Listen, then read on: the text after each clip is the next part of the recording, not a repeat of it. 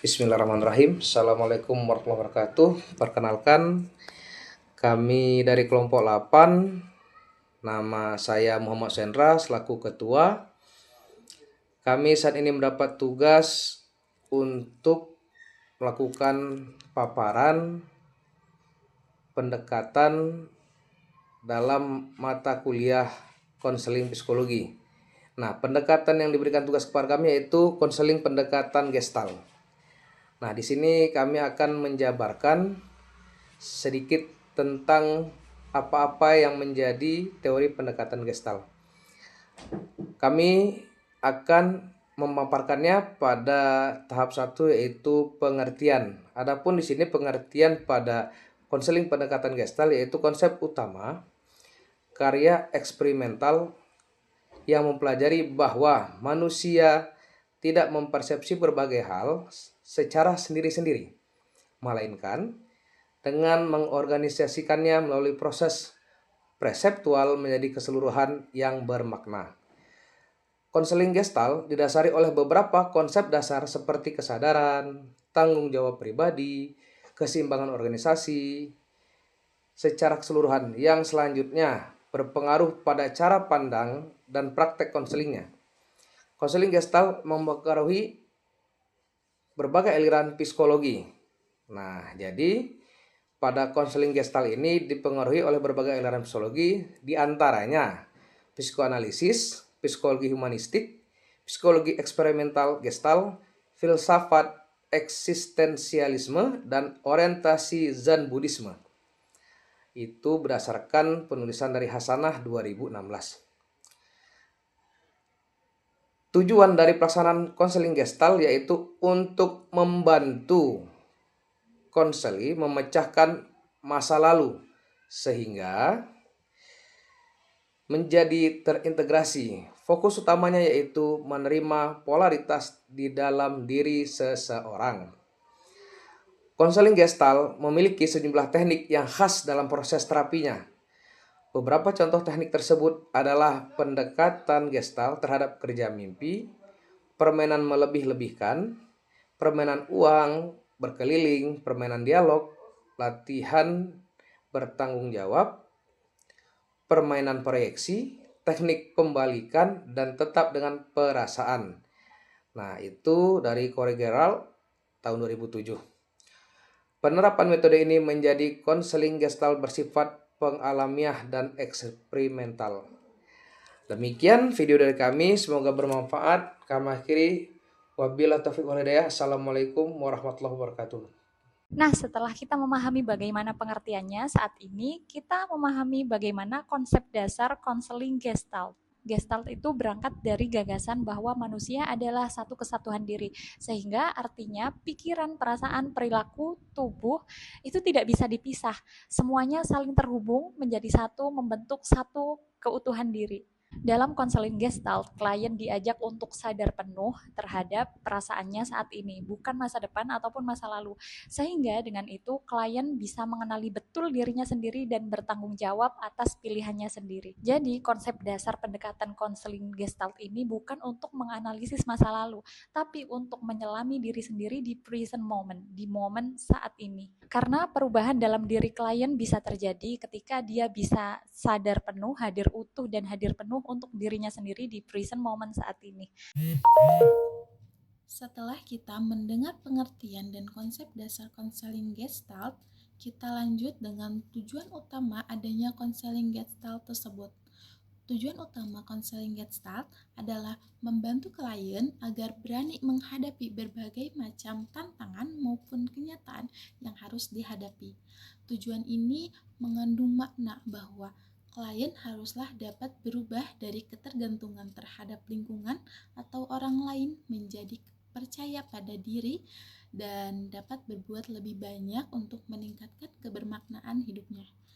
Tujuan spesifik konseling Gestalt adalah 1.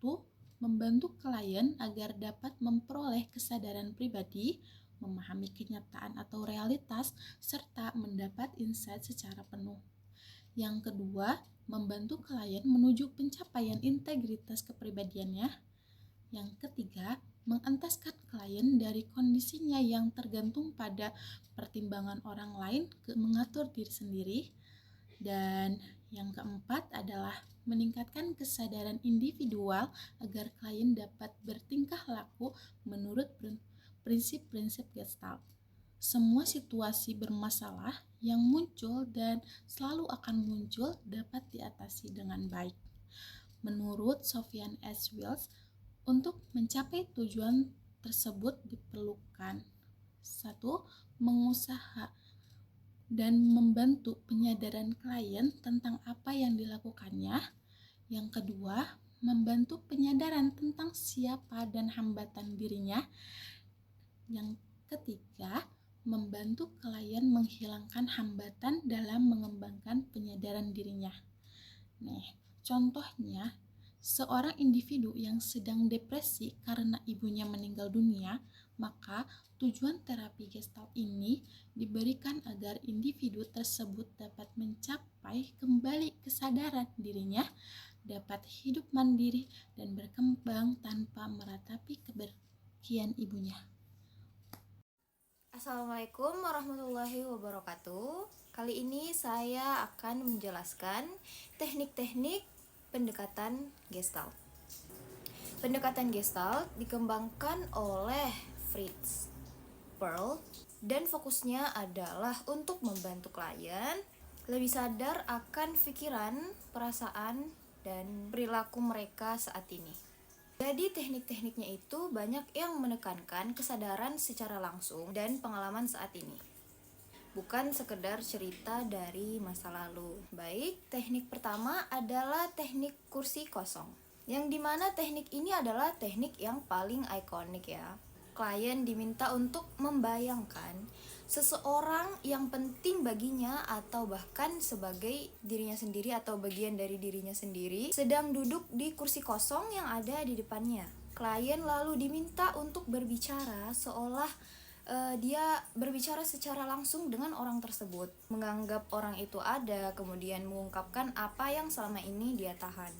Kadang klien juga disuruh untuk bertukar posisi seperti duduk di kursi yang kosong itu, kemudian melakukan peran orang tersebut untuk menjawab apa yang dikatakan oleh klien.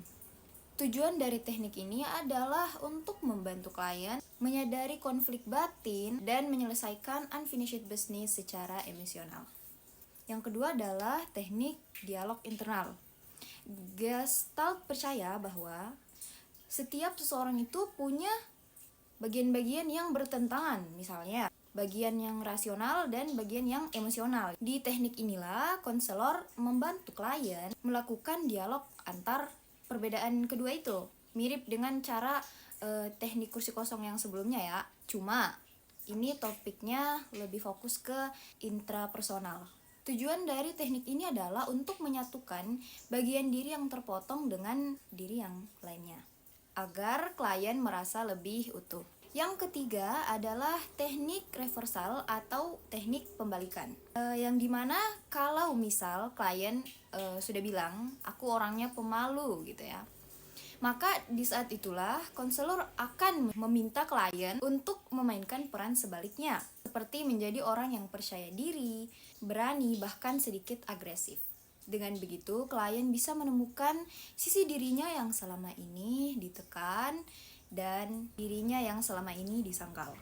Tujuan dari teknik ini adalah untuk memperluas kesadaran diri klien dan menerima seluruh aspek kepribadian. Teknik yang keempat adalah teknik role playing atau teknik bermain peran, di mana klien diminta untuk melakukan peran baik peran di masa lalu, masa sekarang, ataupun peran di masa depan dengan cara acting it out, bukan cuma talking about it, supaya klien lebih sadar akan dirinya sendiri, akan emosinya dan reaksi di dalam tubuhnya ya. Tujuannya adalah untuk membawa pengalaman pada klien dari pikiran ke tubuh dan perasaan agar meningkatkan kesadaran diri. Yang kelima adalah teknik eksperimen, di mana Gestalt sering menggunakan eksperimen spontan. Misalnya menyuruh klien menggambarkan perasaannya secara langsung lewat gerakan tubuh, lewat suara, atau bahkan lewat gambar-gambar. Tujuannya adalah untuk memperkuat pengalaman langsung atau direct experience dan membantu klien menemukan makna baru lewat tindakan bukan cuma teori. Yang keenam adalah teknik fokus here and now, di mana konselor akan menghentikan klien jika klien sudah terlalu tenggelam dalam cerita masa lalu. Kemudian konselor bertanya, apa yang Anda rasakan saat ini saat menceritakan cerita tersebut.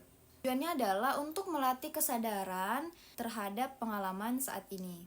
Yang ketujuh adalah teknik take responsibility. Klien diminta menambahkan kata saya bertanggung jawab atasnya. Misal saat klien mengatakan saya waktu itu marah banget dan saya bisa bertanggung jawab atasnya. Tujuannya adalah untuk meminta klien own their feelings dan tidak menyalahkan orang lain, ya. Dengan teknik-teknik tersebut yang sudah saya jelaskan sebelumnya, teknik Gestalt berupaya untuk membantu klien meningkatkan kesadaran diri, menerima tanggung jawab pribadi, dan hidup lebih autentik di masa kini. Terima kasih. Wassalamualaikum warahmatullahi wabarakatuh. Halo, saya Sofyan Hadi. Kali ini saya akan mencontohkan konsep penerapan Gestalt pada prokrastinasi. Dalam Gestalt, prokrastinasi dilihat bukan sekedar malas, tetapi sebagai pola kontak yang terputus dan Gestalt yang belum tuntas. Contohnya, sebagai studi kasus adalah seorang pekerja bernama Rani. Seringkali menunda membuat laporan pekerjaan. Setiap kali ingin memulai, ia merasa tidak nyaman, lalu mengalihkan dirinya dengan handphone ataupun aktivitas lainnya. Nah, dalam kasus ini tentunya dipengaruhi oleh beberapa faktor. Yang pertama adalah unfinished business. Menurut Post, emosi lama yang tidak tuntas muncul dalam perilaku saat ini. Pada Rani, rasa takut salah sejak kecil muncul kembali ketika ia menghadapi tugas. Penundaan menjadi cara tubuh menghindari kecemasan itu. Kemudian faktor kedua adalah polaritas diri. Gestalt melihat adanya dua sisi, yaitu bagian yang ingin produktif dan bagian yang takut gagal. Keduanya tarik-menarik dan suara takut salah itu lebih dominan. Itulah yang membuat si Rani ini menunda membuat laporan pekerjaan. Kemudian faktor ketiga adalah siklus awareness. Siklus awareness dalam cycle penundaan terjadi ketika ia tidak menyadari sensasi awal.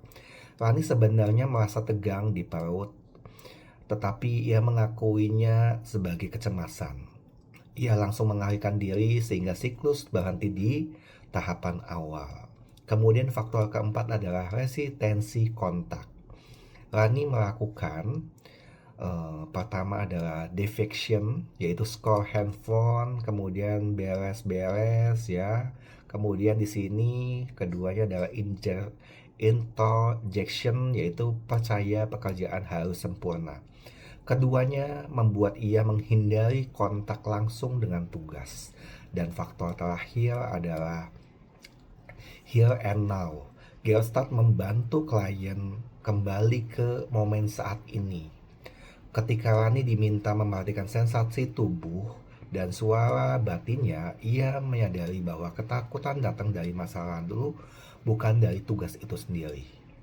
Pada intinya, dengan meningkatkan awareness terhadap perasaan, sensasi tubuh, dan dialog internal, Rani bisa memahami sumber prokrastinasi dan membuat pilihan yang lebih sehat.